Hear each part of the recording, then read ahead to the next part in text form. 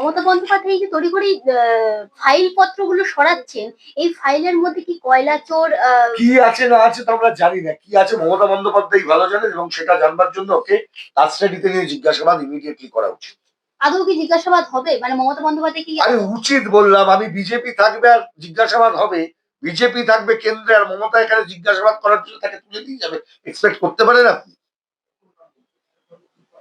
BJP চায় মমতা ব্যানার্জি থাকুক পশ্চিমবাংলায়, ভারতীয় জনতা পার্টি চাইছে পশ্চিমবাংলায় তৃণমূল কংগ্রেসকে রেখে দিতে।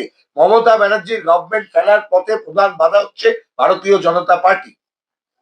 মমতা বন্দ্যোপাধ্যায়কে সরিয়ে দিলে বিজেপি তো আসতে চাইছে, বিজেপি যদি আসে তাহলে সুবিধা তো আমি তাহলে আসতে চাইছে মনে হচ্ছে, কি আপনি বলছেন বলে আসতে চাইছে আমার মানতে হবে, নাকি এটাই তো। আপনাকে এটা বলা হয়েছে এই ন্যারেটিভটা তৈরি করে কে বলেছে বিজেপি আসতে চাইছে আর আপনাকে বলে দেওয়া হয়েছে বিজেপি আসতে চাইছে বলে শুরু করো? এটাই আরে আসতে চাইছে, আগে দেখা আসতে চাইছে।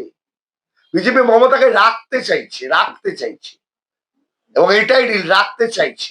আচ্ছা, ওরা কি কোথাও গিয়ে ভয় পাচ্ছে যে যদি বিজেপি আসে এবং তারপর কে কি কি ভয় পাচ্ছে আমাদের?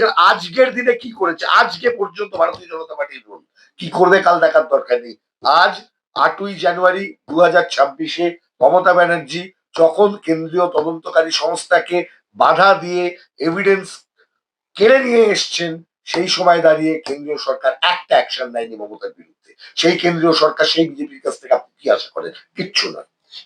আমরা দেখেছি অভিষেক বন্দ্যোপাধ্যায়কেও তো সেরকম ভাবে লিপস এন্ড বাউন্ড নেই, সেরকম কিছু। আমি তো আজকের ঘটনাটা বললাম, এর আগে তো অনেক আছে। আগের গোটা চ্যাপ্টারটাই তাই 14 থেকে আমরা দেখে আসছি। 11 বছর ভারতীয় জনতা পার্টি নষ্ট করেছে পশ্চিমবাংলায় তৃণমূলকে রাখার জন্য। এটা বিজেপি চেয়েছে তাই হয়েছে।